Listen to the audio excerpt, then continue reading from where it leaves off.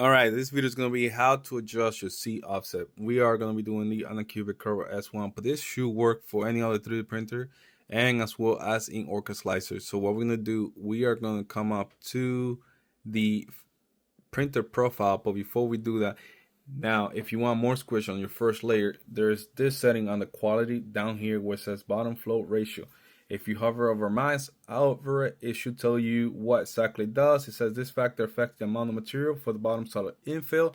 So you want more in your infill for your bottom solid, increase that number just quite a bit. And then there's way to calibrate that over here. You could do a calibration. There's some math that you could do to get a perfect first layer. And the way to do it, you edit your filament, and this is where you do it. Now, for example, if you're using the Anycubic stock profile, now that could be giving you a problem. Just make sure you uncheck the pressure event settings because this is their settings, but each filament is different. You want to calibrate it yourself, and you can bring it back up to stock setting, which is 0.9A, and just leave it there and save it, right? But to do the offset on the 3D printer, we're going to come up here, click over here, and then over here we are going to go on the machine information, and here we go, C offset. If you hover this, you'll say, let me see what it says. Hopefully this video is not overblown. This value will add or subtract from the C coordinates in the output of G code. So you want to go down, add a negative. This will bring the bed closer to the tool head because this is a movable bed, it's not a tool head. So I found my sweet spot to be negative 0.07 millimeters.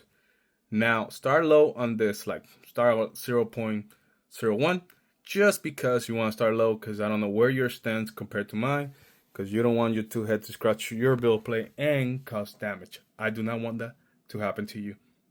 And then once you find your sweet spot, save it, and then hopefully it stays consistent that way. Another way to do it, if you want to do it per filament, you come over here and then you go under filament G code, and then this is the code you will put on there. Set G code, and make sure you don't forget the lines, and then set offset, and this is where you're going to put your negative value at.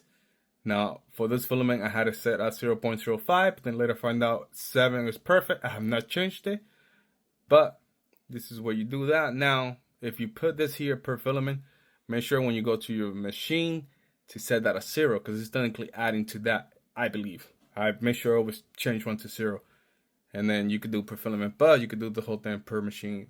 I think that's work out. But my suggestion to you is do calibration for the filament you're using. Play with this if you want to, and don't forget to